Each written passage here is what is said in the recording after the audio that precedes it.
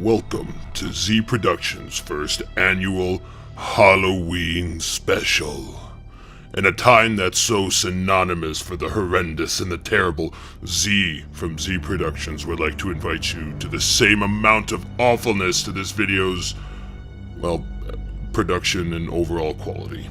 So turn off your lights, pour yourself a drink, and join us for some actual terror.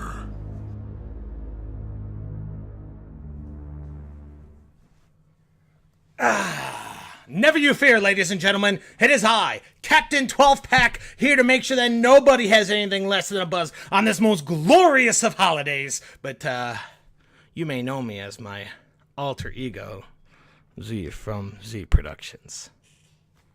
It's me, guys, see? It's like when Clark Kent takes off his glasses and people know him as Superman.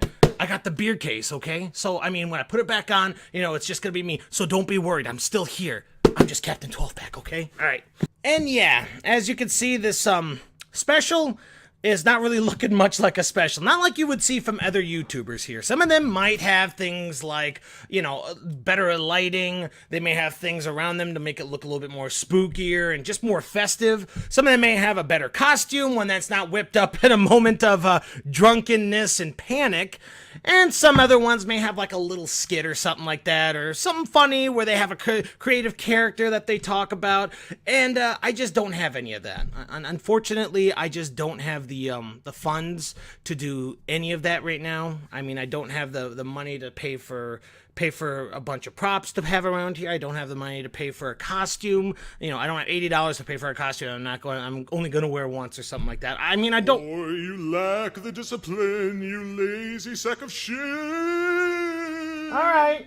Okay. We had a deal. When the camera is going, you don't talk. Okay? Respect the contract, please.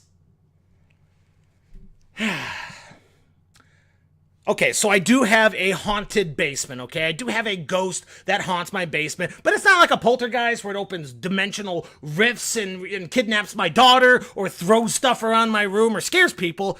It just says really, really mean things. Is somebody gonna cry like a bitch? Okay, please, what did I say? Please stop. Stop it. Stop it, please.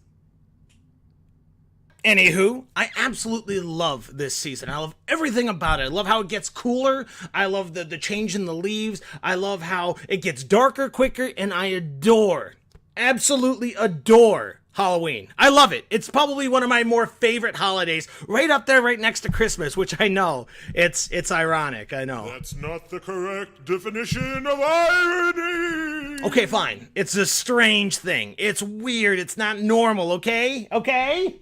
Is that alright with you, freaking ghost grammar Nazi? Unbelievable. But anyway, I love Halloween. I love it. I love the schlock B movies. I love watching them. I like good horror movies too. That's not off my radar. I love how women dress up like the sluttiest things, even though nothing makes it slutty. A slutty bumblebee. The bumblebees aren't slutty at all. Bumblebees aren't hot at all. Unless you have like a really weird fetish, bumblebees are not hot. But yet I see you and I can almost see your lips coming out from underneath your skirt because it's so short. But I love it. So it doesn't really matter. And the best thing about this holiday is the candy, is the trick-or-treating. I love the trick-or-treating. And you know what's weird? It's so weird. A man reaching 30, if you go as Elsa to people's doorsteps, they give you way more candy than the little kids just to get you off their steps. It's so good. And I don't know if I should tell you this, but I'm going to give you a little bit of a pro tip from your favorite YouTuber, Z from ZProductions. Don't bring this out of this channel, okay? But if you go up there in a wheelchair, they give you like 3 times as much candy. Oh, it's so great. I don't know why they do it. If I know, but just do it. But again, don't take that out of here. We want to leave some candy for the rest of us. Am I right?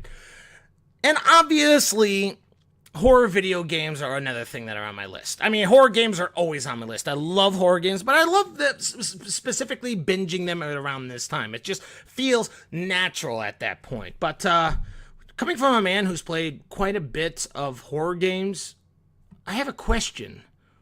What makes a good horror game?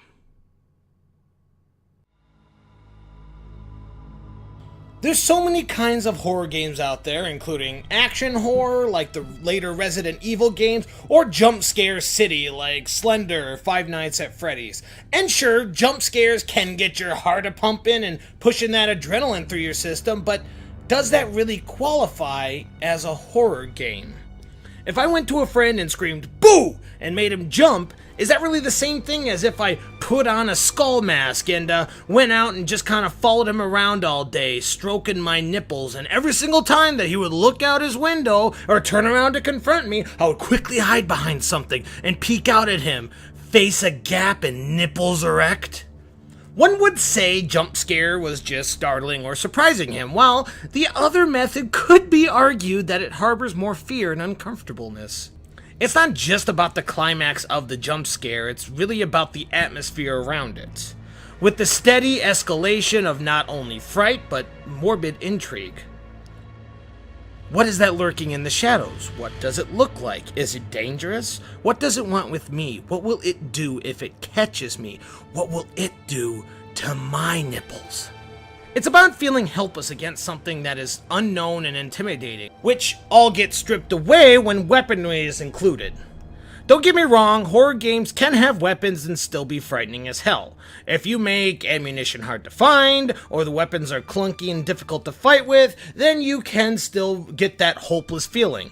If you're walking around with a pistol, with no ammo, and a horde of nightmarish creatures, and the only thing between you and a face full of fangs and rabies is a bit of metal taped to a twig, you can still defend yourself off every once in a while when needed, but obviously you can't take them all on.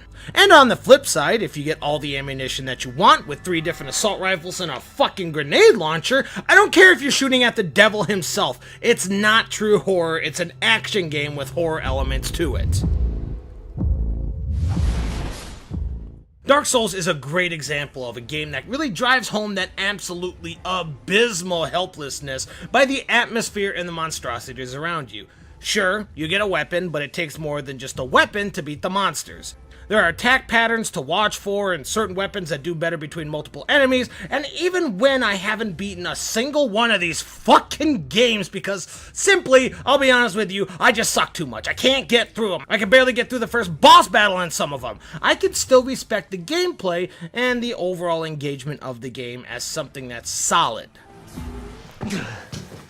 But on the flip side, games like the most recent Resident Evil 7, whereas I thought it was fine enough as an action game, solid plot, etc., it just didn't scare me at all. The weapons and the orchestral strings whenever enemies are nearby and the okay voice acting just didn't come together to scare me. Although it was fun to beat each member of the family, and believe me, I applaud Resident Evil for trying to switch things up. Again, it just didn't scare me. The scares weren't there. Because I always knew I had the upper hand with Mr. Shoddy and Mrs. Bang Bang at my side. Let me just drive this home a little bit more with a personal recurring nightmare I had as a child. I am running down the street. Everything is really quiet and it's at night. I am panting hard and keep looking behind me, but there's nothing ever there. I reach the end of the block and start sprinting down another street towards my house. It was then that I heard some very heavy pounding that shook my entire body. Something was chasing me. When I would look back, I would see nothing but exploding streetlight bulbs and something barreling towards me in the darkness. I run to my house with just tears streaming down my face, and when I reached for the door, I just simply couldn't get a hold of it. I couldn't grab the handle. It was like my hand was completely numb, like my head didn't know what to do with my hand. It would just limply smack the brass handle, but I just couldn't grab a hold of it. I couldn't get to safety. I turn around just as the streetlights shatter in front of my house, and I collapse to the floor, immediately curling into a fetal position as a demonic voice screams, "Look at me! Look at me!" Then I wake up. That nightmare followed me around with the same demonic voice showing up in a few other nightmares for years. But that's exactly what I'm talking about. That entire nightmare is just fear of helplessness, the fear of the unknown, and just what we don't comprehend. Which brings me to the review of the game that I wanted to talk about today, coincidentally called Little Nightmares. Yes, I know I'm a bit late to this party, but when am I ever on time for any of these parties? ZProductions' motto should be, oh, the game is interesting and new, well, fuck you! But here's what I was thinking for this little special. I'll give you a little behind-the-scenes thinking right here. I was thinking I could either have a bad horror game, just kind of review a bad one, and just kind of keep railing it like it owes me money. Or I could find a good horror game and actually be useful to society. Useful to society, that's what I want to be. But as one would know by now, my guidelines for a good horror game are a bit high. And as the last horror game I really considered as a full-fledged scary game was Amnesia: The Dark Descent, it's been a long while since I could say one was actually really good. So I thought I'd take a horror game like Five Nights at Freddy's and just make fun of this game for several minutes and then just collect the dislikes like they were trick-or-treats. But then someone told me about this game. I'd be lying if I said I hadn't seen this game around the internet a few months back, but I never really gave it a second thought. Never looked at any of the reviews because it just didn't really seem like it was up my alley. And in my mind, it looked like it was just going to be another ripoff of Inside. You know, an indie game of an innocent life being dragged through a dreary and dark world. And I mean, yes, there are some similarities between the games, but they are so different. So, the beginning shows the main protagonist, which, you know, they don't really explain to you what the name is. Okay, hold on, let me look it up. Okay, her name is Six. You know, I don't like the name Six. I don't like it. I'm gonna go with Raincoat. I'm gonna name her Raincoat. Okay, so Raincoat wakes up in her little suitcase bed, and the first thing you notice is it's a pretty dreary scene here. She's definitely not in a little girl's room, and it's some sort of storage area. And it doesn't take long for you to come upon these little pyramid head spawns here, so right away in the game, you have no clue what the fuck is happening. You're a little girl in a raincoat in some dreary shelter with skittering gnomes running all around you. Life seems pretty shitty to begin with, right? Just to start off the game, pretty bad, but it gets so much worse. As soon as you leave, you notice the absolute scope of the world around you. The massive leviathan structure you're walking in, like a small insect in the belly of... Well, that's a bit depressing.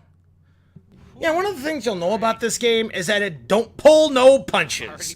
You want to go through this game without seeing a man's post-suicidal body scene? You know, just hanging around. Got one. Then you came to the wrong game. Wow.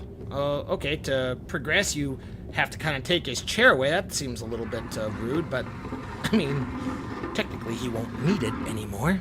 But as you can see, the entire game is a puzzle platformer. You go from room to room to room, exploring the surroundings, moving stuff around, crouching, climbing to certain areas where you need to get to, and throughout the entire thing, unless you're stuck on a level for more than a few minutes, the game doesn't tell you shit. I didn't remember seeing a damn thing on how to do anything besides that one time where I walked away to grab a beer, and I came back to see a blinking thing at the bottom as to say, okay, idiot, it's not that hard, just do this. Which I can't say how much I appreciate. I really can't. I fucking hate games that force you to walk through an obstacle course so they can teach you the mechanics of that game.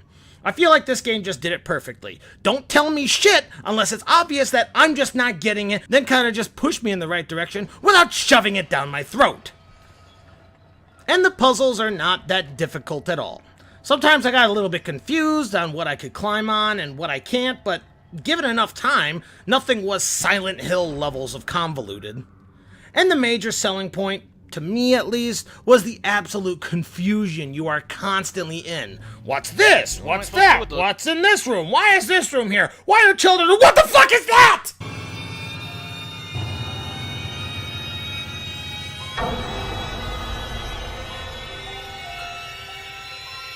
Oh jeez, no, stay away from me with those long arms and those tiny Trump hands. Please don't. Oh, no, please. What's going on?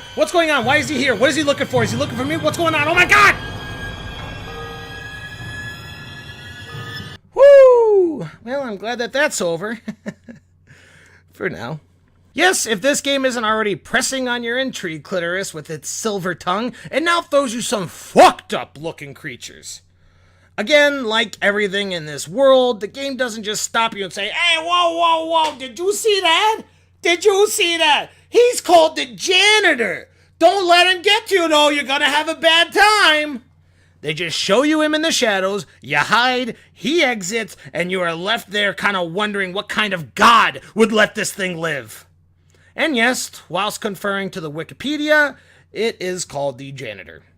And I don't like that name either. So from now on, we'll call him Tickling Uncle Terry. How about that? So, obviously, if you haven't noticed his Slender Man arms and complete lack of a functional bottom half, talk about skipping a leg day, am I right? 2 for 2! Oh, I'm so good! He's just a bad guy, right? And if you need further proof of him being a bad guy, besides him chasing you down and trying to catch you, he also takes dead children's bodies.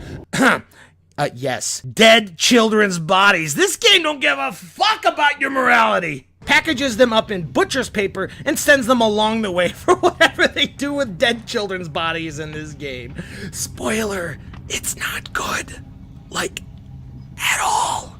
But he chases you around for multiple levels before you completely snap off his arms at the most satisfactory way. Rip, brought the other piece. Yeah! 10 out of 10, best game ever. Yes! Oh, God, yes! Wow! Wow! Oh my God, that was fantastic. I thought he was gonna pull away at the last second. No, that motherfucker's arms is gone! Whoo! Best game ever. Love it. Aw, Zach, you showed us how to kill the main villain and how he dies. Spoilers, Z, not cool. Yeah, except he's not even close to being the main villain. Throughout the game, you actually see a few even more repulsive and disturbing antagonists that I won't even show in this video because, honestly, that's really half the fun. Not only are you constantly guessing who you are, where you are, what's with the children, why is everything swaying back and forth, and overall, what the fuck is happening in this game? Even though they hardly tell you any information to work off of, it makes you want to know the lore. No random collectibles that are explaining where you are or what the characters are. No NPC characters telling you the history of the world around you in a cutscene longer than Ron Jeremy's dick. Absolutely nothing to work off of but the interesting and fucked up characters in this massive detailed world that you're exploring in. There's information that can be assumed everywhere, but nothing that flat out tells you, and I just love it. But this game does have a bit of a weak point I would have to address. With this being a 3D platformer, it has the Bubsy effect where sometimes it's difficult to line up your jumps some of the times, especially when you're panicking because there's something actually chasing you. This does result in some frustrating moments since you have to redo that little section of the level because your fat fingers were too greasy from your hot pockets and you fell to your doom, but it doesn't really happen too much, so unless your depth perception is completely fucked, this is survivable.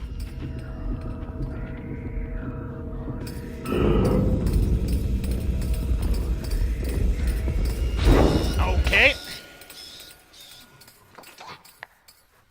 Not there.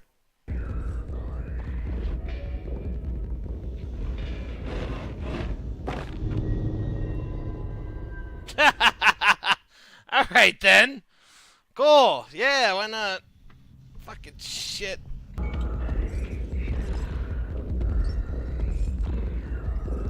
Why though? Why? Oh, the controls are not your best friend in situations like this. Oh my God.